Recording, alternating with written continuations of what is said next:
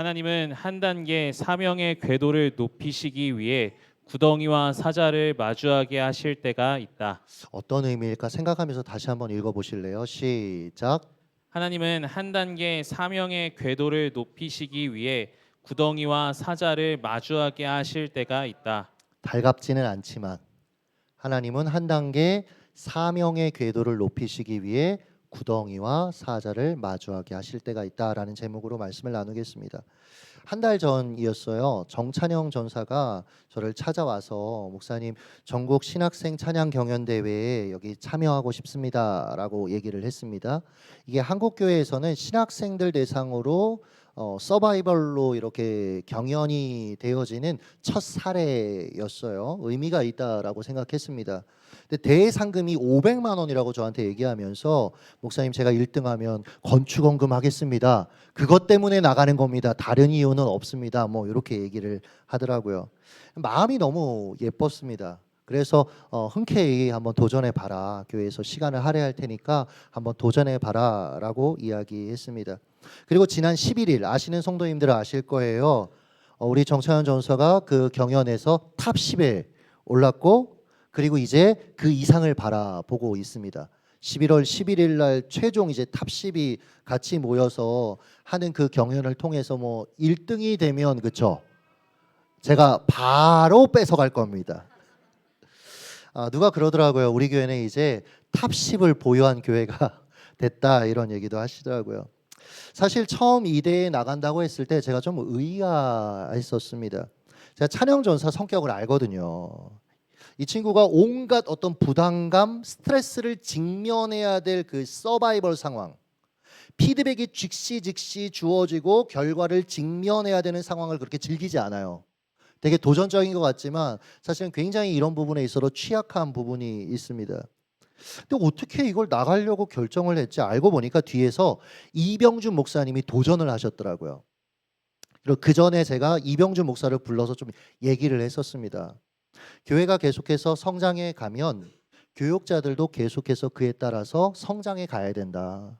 성경을 보는 관점, 세상을 바라보는 사람을 대하는 비전들 많은 것들이 계속해서 우리도 자라야 서로를 힘들게 하지 않을 수 있다.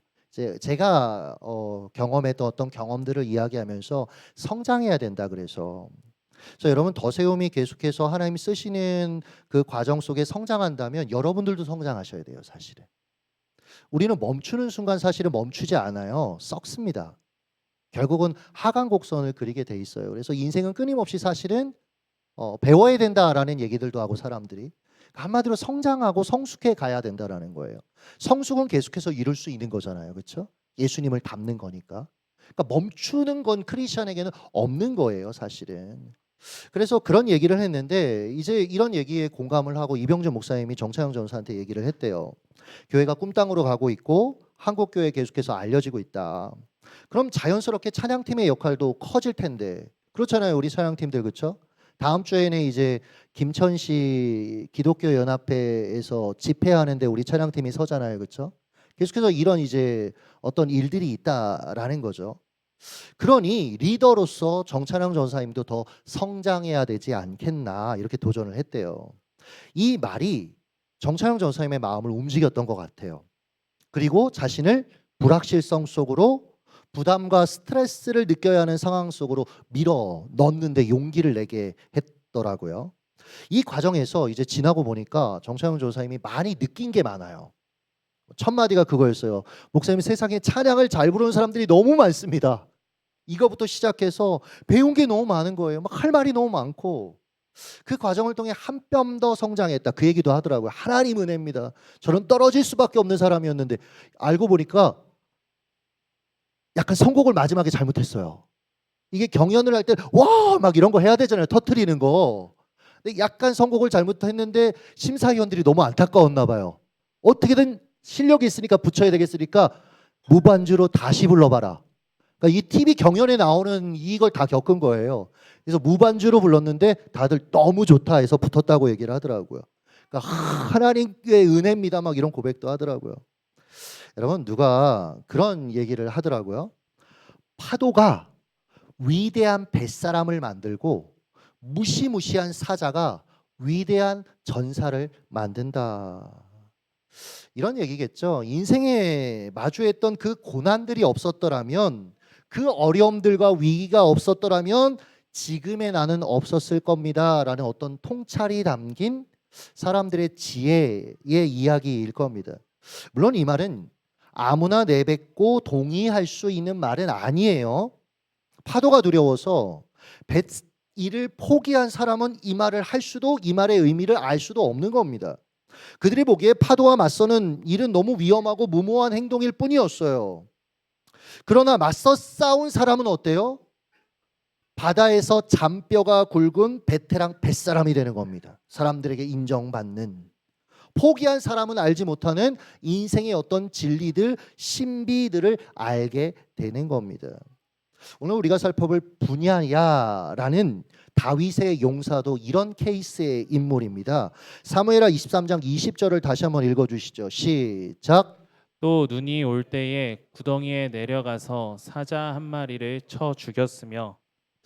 친절하게 설명은 안 하고 있어요. 그냥 이 사람이 어떠한 일을 했다, 그 와중에 하나의 이야기인데, 여러분 같으면 구덩이에 사자가 있다는 걸 뻔히 아는데도 내려가서 사자하고 싸우시겠어요? 이건 우리가 이 구절을 통해서 하나 유추해낼 수 있더라고요. 이런 구덩이 자체가 주는 두려움이 있잖아요. 불확실성. 어디 사자만 있을지 아니면 다른 것도 같이 있을지 어떻게 알아요? 어떻게 장담할 수 있어요? 그런데 이 구덩이는, 이 분야가 마주했던 구덩이는 기본적으로 사자라는 옵션을 갖고 있었어요. 그러니까 여러분, 이게 얼마나 두려운 상황입니까? 피하고 싶은 상황입니까? 사자는요, 어두운 곳에서 인간보다 약 6배에서 8배 정도 사냥과 이동에 유리한 짐승이라고 얘기를 하더라고요.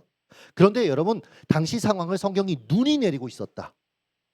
그러니까 여러분, 빙판이라고 생각하면 되겠죠. 날카로운 발톱을 가진 사자가 사람보다 싸우기에 훨씬 유리한 환경이었던 겁니다. 그런데도 성경은 이 분야야가 구덩이 속으로 뛰어들어갔고 사자와 혈투 끝에 승리했다라는 것을 짧게 우리에게 소개하고 있어요. 자, 상상을 좀 동원해 봤어요. 대체 왜 이렇게 한 걸까? 분야에는 왜 다 위험이 있다는 걸 알면서도 왜 구덩이로 뛰어 들어간 것일까? 다윗의 고백에서 힌트를 찾았어요. 이게 같이 오버랩 되더라고요. 골리앗과 맞서겠다며 사울 왕을 설득할 때 그가 뭐라고 얘기했죠? 사무엘상 17장 37절 읽습니다. 시작. 또 다윗이 이르되 여호와께서 나를 사자의 발톱과 곰의 발톱에서 건져내셨은즉 나를 이 블레셋 사람의 손에서도 건져내시리이다. 여러분, 여기서 보면 다윗이 사자와 싸운 이유가 단순한 용기가 아니었어요. 나는 너하고 싸우면 이겨, 이런 게 아니었다고요. 하나님이 사자의 발톱에서 나를 건지실 것이라는 믿음이 있었어요. 하나님은 이 순간에도 나와 함께 하셔라는 신뢰와 믿음이 있었다라는 거죠. 즉 다윗은 하나님과의 관계 속에서 이 마주한 일들을 해석하고 감당해냈다라는 거죠. 분야에도 마찬가지였던 겁니다. 지금 주어진 상황과 역할을 하나님이 주셨고 통제하고 계신다라는 믿음이 있었기 때문에 이렇게 했던 겁니다. 하나님이 함께 계시니 감당하고 승리할 수 있다라는 신뢰가 있었기 때문에 이렇게 했던 겁니다. 그래서 구덩이 속으로 들어가고 그리고 그곳에서 사자와 맞설 수 있었다라는 거죠. 그런데요, 여러분, 이 분야의 입장에서 이건 믿음의 결단이 맞고 또 하나님을 향한 어떤 믿음의 행동이었지만 우리 입장에서 이 상황을 이렇게 좀 보세요. 제3자의 입장에서 여러분 중에서 분야가 내 지인인데 이런 얘기를 하면서 그의 인생에 벌어지는 일들을 이렇게 보면서 무슨 생각이 드시겠어요? 전 이런 생각이 들더라고요. 야, 이건 범접할 수 없는 싸운 거다. 야, 인생에 있어서 이런 무용담이 어딨냐. 상상력을 동원해서 제가 이런 생각을 해봤어요. 다윗이 자기 이제 경호 대장을 뽑기 위해서 서류 심사를 이제 하고 있는 거예요. 어떤 사람 서류를 이렇게 봤더니 예루살렘 안보대학에서 군사학을 전공했음. 뭐 너무 흔해, 불합격. 경호실에서 인턴 근무 경력이 있음. 아직 부족해, 탈락. 사설 경호업체에서 뭐 1년 정도 일했음, 이 사람 너무 부족해, 탈락. 이런 사람들은 너무 흔한 거죠. 슬슬 이력서를 검토하는 게 막 지루해지고 그것 자체가 고역으로 느껴질 때쯤 분야의 이력서를 딱 보는 거예요. 눈 내리는 날 구덩이에 내려가서 사자와 맞서 싸워 승리했음. 이런 것 같으면 어떻게 하겠어요? 합격. 합격. 이런 사람이 나를 지킨다면 얼마나 든든하겠느냐라는 거죠. 실제로 여러분 이후의 분야에는 다윗을 경호하는 시대장까지 올라가요. 하나님은요, 때로는 저와 여러분을 사용하시기 위해서 한 단계 사명의 궤도를 높이시기 위해서 구덩이와 사자를 마주하게 하실 때가 있다라는 거예요. 무시무시한 사자의 허울을 쓴 문제 앞에 서게 하실 때가 있다라는 겁니다. 이때 우리가 어떻게 선택하고 어떻게 행동하느냐에 따라서 우리의 미래가 달라질 수 있다라는 거예요. 한번 여러분 인생의 백밀러로 이렇게 여러분의 지난 날에 돌아왔던 그 삶을 한번 들여다보세요. 좋은 기회, 이 좋은 기회는요 항상 사자의 허울을 쓰고 우리 앞에 섰을 거예요. 가장 위험한 순간이 돌이켜보니까 가장 큰 기회의 순간이 되었던 것이 얼마나 많아요. 제 개인적으로는 여러분 개척이에요. 당시 동료들이 다 말렸어요. 지방 내려가면 제 2번 다시 못 올라오는데 저러면 안 된다. 저 젊은 나이에 조금 더 이렇게 스펙을 쌓아야 되는데 저렇게 하면 이제 끝이다. 이런 얘기 정말 많이 했거든요. 그래도 하나님이 부르셨다라는 확신이 있었어요. 그래서 그 구덩이 속으로 저를 밀어 넣었어요. 개척을 감행했어요. 뭐 그러고 나서 또 2억 8천 사기 당했어요. 여러분 이런 얘기를 하려면 정말 밤을 샐 수 있습니다. 수없이 기적이 필요한 재정적 위기도 마주해야 됐고요. 마음이 무너지는 공격과 위기를 수없이 겪었습니다. 몇 번이고 처참하게 넘어졌다가 죽을 힘을 다해서 이렇게밖에 표현을 못해요. 진짜 죽을 힘을 다해서 일어서기를 얼마나 많이 반복했는지 몰라요. 그런데요. 이런 순간을 딛고 일어설 때마다 하나님은 제 인생을 한 차원 높은 궤도로 항상 올리셨어요. 최근에 하나님께서 더소임에 꿈땅을 주셨잖아요. 그런데 양가 감정이 드는 거예요. 저는 그 당시에 너무 좋은데 싫은 거예요. 직감한 거죠. 야, 또 구덩이에 서야 되는구나. 야, 또 사자 앞에 서야 되는구나. 아니나 다를까 여러분? 뭐 15억이라는 제한된 상황, 땅을 우리가 이제 계약하고 이런 과정들을 밟았지만 또 건물을 올리니까 15억이라는 제한된 재정적 상황으로 건축을 시도하려고 이제 장로님하고 얘기하고, 그래서 건설사를 찾아갔는데 어떤 건설사는 뭐 작은 교회를 많이 건축하는 좋은 건설사라 해서 찾아갔더니 목사님 인건비 뭐 자재비 올라서 최소 평당 한 900만 원, 2배 정도 올라서 900만 원은 생각하셔야 됩니다. 그 이하는 저는 못합니다. 그러니까 한숨만 나오는 거예요. 가는 데마다 한숨만 나오는 거예요. 우리가 280평을 짓는다고 가정하면 여러분 900만 원 하면 25억 정도 드는 겁니다. 그리고 또 아이언처럼 애들 뛰어다닐 한 100평 정도의 공간들을 따로 추가로 지을 생각이니까 이게 감당이 안 되는 거예요. 물론 여러분 무리하면 지을 수 있습니다. 사실 다 땡기면 할 수 있어요. 그런데 그렇게 되면 선교, 구제, 양육, 사역 이게 약화되는 거죠. 그렇게는 안 하고 싶은 거예요. 15억의 건축을 하자 이 마음을 갖고 계속해서 이제 기도하면서 찾았습니다. 이 과정에서 스트레스를 굉장히 많이 겪었어요. 새벽 3시면 자꾸 눈이 띄어지는 거예요. 그럼 또 한숨 쉬고 또 염려하고 결국엔 여러분 아시듯이 장에 염증 생겨서 앉지도 서지도 눕지도 못하는 통증에 또 시달리기도 하고. 그러니까 이 당시에 할 수 있는 게 저한테 기도밖에 없었습니다. 그래서 하루에 많게는 3번 꿈땅에 갔어요. 제가 여러분 꿈땅이 너무 좋아서 거기에 있었던 게 아니고요. 거기에 있지 않으면, 거기서 기도하지 않으면 그냥 하루를 버틸 수가 없었어요. 그러다 우리가 만나게 된 분이 IM건설의 정승범 대표님이라는 분이에요. 이분이 처음 내려오셨을 때 사실은 저는 정승범 대표님을 생각하면서 이 건설을 처음 알아봤던 건 아니고 다른 분을 원래 생각했었는데 이렇게 소개를 해주셨던 거예요. 그런데 꿈땅 관련돼서 제가 이제 내려오셔서 막 간증도 하고 그리고 제 목회 여정을 쭉 들으시더니 그 자리에서 그런 얘기를 하셨어요. 목사님, 평당 얼마 이렇게 건축비를 받지 않겠습니다. 그렇게 계산하지 않겠습니다. 제가 어떻게든 15억에 맞춰서 이걸 한번 인테리어까지 끝내 보겠습니다라고 하시는 거예요. 이게 여러분이 그 현장에 안 있어서 그렇지, 여러분 저는 이게 그러니까 여러분 다이내믹한 삶을 살기를 원하면 구덩이에 좀 서셔야 되고요. 좀 정말 간절하게, 그러니까 요즘 기도 제목이 뭐예요? 이런 막 당황하시는 분들이 있죠. 기도 제목이 없어. 왜냐면 너무 평탄해서 그래요. 그러니까 좀 인생의 어려움도 좀 있어요. 여러분 기도 제목이 선명해요.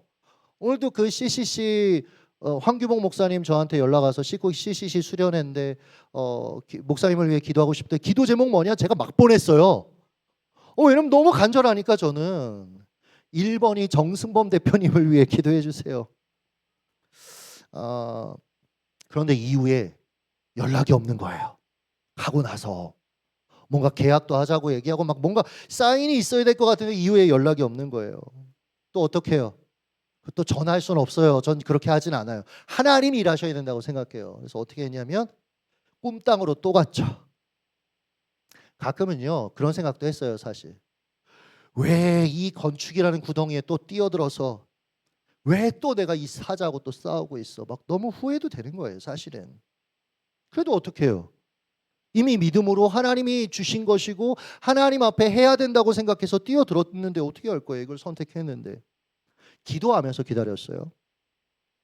근데 하나님이 그 과정 속에 이 대표님의 마음을 움직여 주셨어요. 전 몰랐어요. 근데 어제 그저께인가? 어제 알게 됐어요. 이분이 자기 블로그에 저희 교회에 방문했던, 요번에 방문한 거 말고 지난번에 처음 방문했던 그 소감을 블로그에 쓴 걸 저희 교육자들이 또 어떻게 찾아내가지고 그걸 저한테 공유해줘서 어제 알게 됐어요. 이 IM건설이요 매출 500억 기업이더라고요. 이것도 몰랐어요 사실은. 서울에서 지방까지 여러분 고작 15억 건물 짓기 위해 내려올 규모는 아니죠 사실. 이 대표님이 미국에서 공간 디자인을 전공하셨어요. 그래서 전현무 씨, 뭐 응답하라의 신현호 PD 이런 분들 집도 직접 작업을 다 하셨더라고요. 근데 지난주 이제 토요일 날 이 대표님이 마음을 먹으시고 내려오시겠다고 연락이 온 거예요. 그리고 토요일 주일 교회를 방문했고 모든 예배를 이제 다 드리고 그리고 가셨죠. 그리고 마주 앉은 자리에서 빨리 저한테 설계를 해보겠다라고 얘기를 하신 거예요. 그래서 제가 한숨을 휴 하고 쉬었죠. 그러다가 지난 화요일 날 앞서 말씀드렸듯이 교육자들이 이제 공유해준 그 블로그를 제가 보게 됐어요. 제목이 이거예요. 김천 더세움교회 새벽 5시에 3시간을 운전해서 방문한 이유. 일주일 전 내용이에요. 일부 내용을 읽어드릴게요.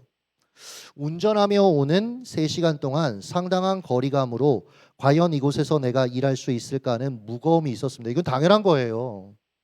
도착해서 교회 부지를 목사님과 함께 걸으며 목사님의 간증과 교회 건축에 대한 소망함을 들었습니다.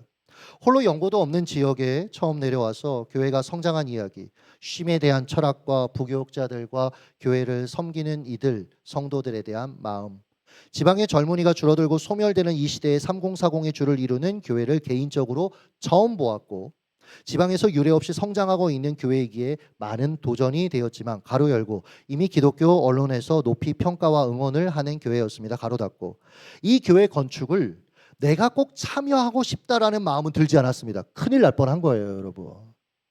이게 그 순간에 기도 안 했으면 진짜 큰일 날 뻔한 거예요. 운전하고 오면서 기도했습니다. 하나님이 원하시면 내게 간절함을 주세요라고 말이죠. 기도 중에 마음의 끌림으로 다른 작업들을 뒤로 하고, 왜냐하면 현장이 한 3개 정도 있으셨거든요. 목사님이 주신 책을 읽고 간증 영상도 보게 되었습니다. 저는 깜짝 놀라고 소스라치게 놀랐습니다. 늦게 목회를 시작하신 아버지, 폭력적인 가정환경, 어쩜 저의 과거와 너무도 닮아 있었기 때문입니다. 어머니께 폭력을 휘두르시는 아버지에게 대들다가 가출한 10대 시절을 가감없이 고백하시고 가로 열고 저희 가정은 동생이 그랬지만 가로 닫고 삶의 목적을 못 찾아 애통하는 마음으로 산기도를 하던 대학생활, 아버지를 용서하라는 하나님의 음성에 괴로워하다가 결국은 순종하는 모습 등 내가 가지고 있던 누구에게도 말하기 어려웠던 어두운 가정 환경이 오버랩 되었습니다. 나와 너무도 비슷한 성장기를 보낸 목사님의 고백들을 읽으며 저의 젊은 날의 간절함과 기도가 다시금 들려왔습니다. 하나님은 나를 향한 놀라운 계획을 가지고 계시다고 저를 찾아오셨을 때 설마 하는 마음으로 바로 받아들이기 어려웠던 20대, 그때로부터 30년이 지난 지금 저는 나를 사랑하시고 나를 향한 놀라운 계획을 실행하고 계신 하나님을 위해 저의 달란트를 드리며 살아가고 있습니다. 김천 더세움교회 저를 보내셨다는 확신과 간절함으로 디자인에 임하려고 합니다. 여기까지예요. 제가 어제 노예 기간에 이 고백을 공유받아서 읽었는데 눈물밖에 안 나와요. 그리고 두 가지 고백이 나왔어요. 지난날 내가 겪었던 그 어려움들, 그러나 하나님 앞에 몸부림쳤고 하나님의 방법으로 살아내려고 감당하려고 했던 그 삶이 정말 헛된 게 하나도 없구나. 버릴 게 하나도 없구나. 또 하나는 이런 거였어요. 최근에 굳이 감당하지도 않았을 법한 행동들, 어떤 일들, 고생스럽고 불확실성이 확실한 그런 일들, 이를테면 뭐 책 출간, 방송 출연과 같은 일들을 하기로 선택하고 감당한 거 참 잘한 일이었구나. 왜요?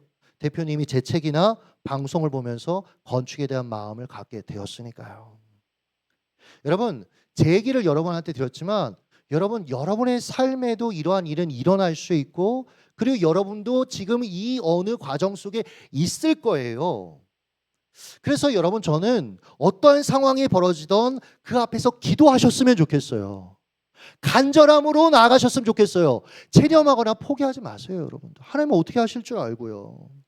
닐 로즈 박사의 책입니다. 이프의 심리학이라는 책이 있어요. 여기 보면 후회를 두 가지로 분류하더라고요. 하나는 하지 말아야 될 일을 한 것에 대한 후회. 우리가 많이 하지 않습니까? 다른 하나는요, 해야 할 일을 하지 않은 후회. 우리는 주로 어디에 포커싱을 맞추고 살아가죠? 하지 말아야 될 일을 한 것에 대한 후회.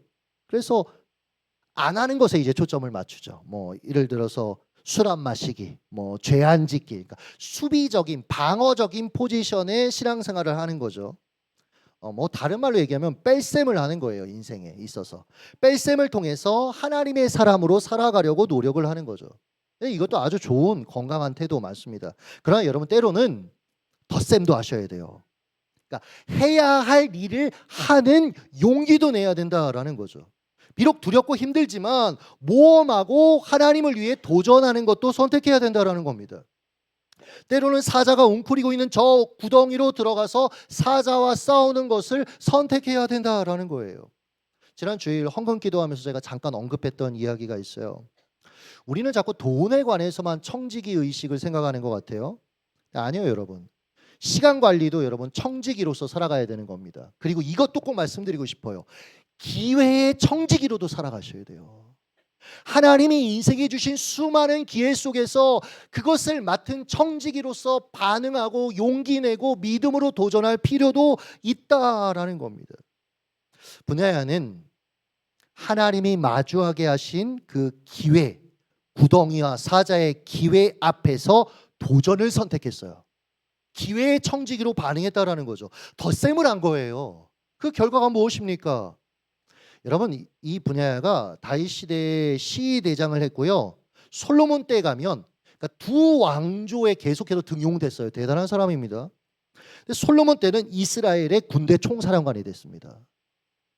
그러니까 하나님께서 그의 이 모든 과정과 이 선택의 모든 모험을 통해서 결국 그를 하나님 나라의 일꾼으로 하나님 나라를 섬기는데 사용하셨다라는 거죠. 자, 가끔 여러분한테 설교 제목으로 아니면 설교 때 그냥 한 번씩 언급하는 문장이 있습니다. 위험은 위험한 하나님의 기회다. 위험해 보이지만 네, 맞아요. 위험하다니까요. 그런데 하나님의 기회일 수 있어요. 그러니까 여러분, 구덩이만 보지 마세요. 사자만 보지 마세요. 여러분에게 그 상황과 역할을 주신 하나님을 바라보시길 예수님의 이름으로 축복합니다. 하나님 봐야 돼요.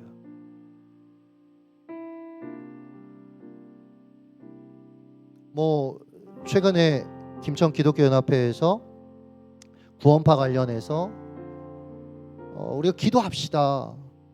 뭐 남진 실망을 얘기해 버렸네. 하여튼 뭐 장로님들 와가지고 거기서 구원파 행사 한 번 더 붙었더라고요. 하고 그런 것들 보면 너무 마음 아픕니다. 맞아요, 여러분. 우리가 수비적으로 기도도 해야 돼요. 근데요, 여러분, 저는 조금 다르게 봐요. 우리는 여러분 공격적으로 하나님 앞에 쓰임 받아야 됩니다.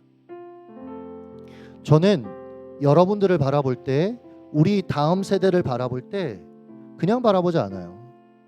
저 한 사람만 하나님 앞에 응답하면, 저 한 사람만 믿음으로 쓰임 받으면 여러분 그 영역에서 놀라운 일들이 일어납니다. 지금도 일어납니다. 소망해야 돼요, 여러분. 제가 중고등학생 때, 대학생 때 물론 무모한 짓이었지만 하나님 앞에서 쓰임 받고 싶어서, 이러한 절망적인 인생에서 벗어나서 좀 더 나은 삶을 살고 싶어서, 무언가 능력 있다고 하는 목사님들이 있으면 강대상에 뛰어 올라갔어요. 그렇게 하라는 얘기가 아니고, 지금 생각하면 굳이 그럴 필요는 없었는데 라는 생각도 들지만, 그 시대는 그런 게 있었고, 그리고 그건 제 간절함의 표현이었어요. 제일 먼저 올라가서 기도받아야지. 왜냐하면 나는 하나님 앞에서 내 삶에 무언가 새로운 일들이, 내가 경험했던 절망과 한계를 뛰어넘어서 하나님이 하시는 일들을 경험하고 싶었거든요. 저는 우리 성도들이 그런 성도들이 됐으면 좋겠고요. 저는 더 세움이 그랬으면 좋겠어요. 용사가 됐으면 좋겠고, 지금도 한국교회를 향해서 도전을 준다라고 이야기하지만 우리 내부적으로도 여러분 더 믿음으로 하나님 앞에 무장되었으면 좋겠고요. 건축이요, 여러분 기도하고 애쓰고 힘들어하는 건 제가 할 테니까 여러분은 기도하면서 믿음으로 하나 되세요. 소망의 말을 하시고 하나님이 하실 일들을 기대하시고 그 안에서 내가 할 역할들을 찾으시고, 모든 것들이 마찬가지예요, 여러분. 말로 세상 바뀌지 않아요. 이렇게 하면 된다, 대안 말하는 사람들을 통해서 세상 바뀌지 않습니다. 기도하는 사람들 통해서요. 하나님 앞에 승부 거는 사람들을 통해서요. 여전히 구덩이 앞에, 사자 앞에 달려나가는 사람을 통해서 하나님의 일들은 이루어진다라는 거예요. 뺄셈 신앙 좋습니다. 그러나 이제 여러분 덧셈 신앙으로도 살아내 보십시오. 믿음의 결단, 도전, 모험. 그래서 여러분의 영적 이력서에도 분야와 같은 글귀가 하나 남아 있었으면 좋겠어요. 영적 구덩이, 사자와 인생의 추운 겨울과 맞서 싸워 승리하다. 우리의 고백 되시기를 예수님의 이름으로 축복합니다. 같이 우리